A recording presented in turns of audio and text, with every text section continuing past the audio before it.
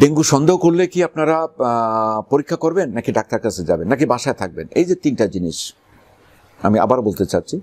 জ্বরের রুগী আপনারা অনেক সময় দেখা যাচ্ছে যে অনেক রকমের একটু কনফিউশনে পড়ে যান।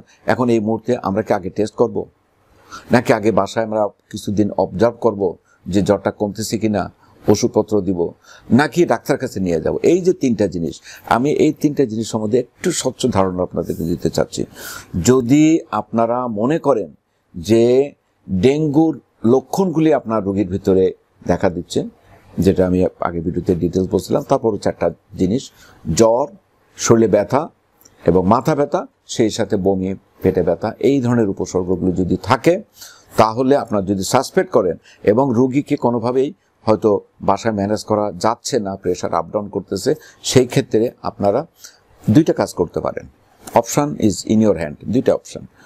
একটা অপশান হলো যদি ফিজিক্যালি যদি খুব বেশি উইক হয়, যেটা আমি আগে বলছিলাম, প্রেশারটা কমে গেল, টেম্পারেচারটা অনেক বেড়ে কন্ট্রোল হচ্ছে না, অথবা আরেকটা জিনিস, প্রেশার টেম্পারেচার যদি সাডেন ফল করে, দিস ইজ অলসো, এটাকে বলা হচ্ছে ওয়ার্নিং সাইন। এটা কিন্তু একটা ওয়ার্নিং সাইন, তার মানে একটা বিপদ সংকেত দেখা দিচ্ছে।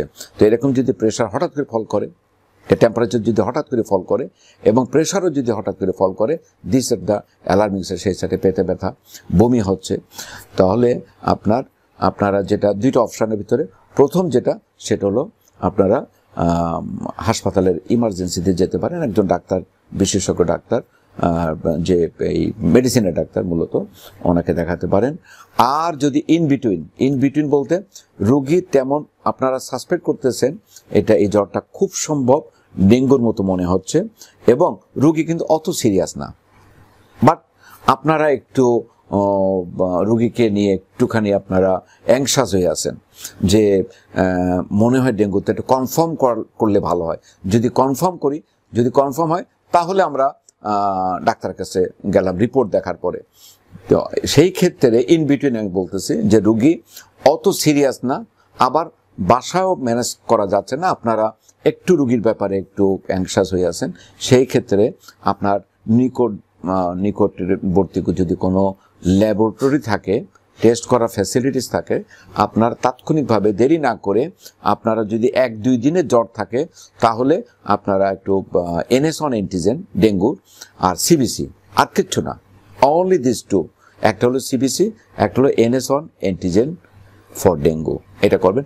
যদি জ্বরটা, এই প্রসঙ্গে বলি, যদি জ্বরটা 3-4 দিন হয়ে গেছে, তারপরও জ্বর কমতেছে না, শরীরে ব্যথা কমতেছে না, খাওয়া রুচি নাই, বমি হচ্ছে, এই ধরনের লক্ষণগুলি যদি কন্টিনিউ করে, সেই ক্ষেত্রে আপনারা অনুগ্রহ করে CBC এবং তার সাথে সাথে NS1 অ্যান্টিজেন এবং at the same time IgM antibody. আমি আবারও বলতে চাচ্ছি, কারণ 3-4 দিন পার হয়ে গেলে তখন অ্যান্টিজেনটা নেগেটিভ হতে পারে, সেক্ষেত্রে IgM অ্যান্টিবডি ফর ডেঙ্গু, এই পরীক্ষাটা আপনারা একটুখানি কাইন্ডলি করে নেবেন। এবং করার পরে আপনি যে কোনো ডাক্তার, আপনারা যদি প্রয়োজন মনে করেন যে রিপোর্টটা আপনি যদি পজিটিভ নেগেটিভ, এটা তো আপনারা বুঝতে পারেন, নিজেরা দেখলে বুঝতে পারবেন, আজকালকার সবাই কম বেশি জানে। এবং যদি দেখেন যেটা পজিটিভ, তাহলে আপনারা একজন ডাক্তারকে দেখাতে পারেন। আর যদি নেগেটিভ হয়, তাহলে আমার যেটা ধারণা সেটা হলো আপনারা যেভাবে বাসায় যেটা ম্যানেজ করতেছেন, আপনারা ওইভাবে বাসায় নিয়ে আপনারা ওই হোম ম্যানেজমেন্ট, যেটা আর কি হোম ম্যানেজমেন্ট আপনারা করতে পারেন। Thank you so much.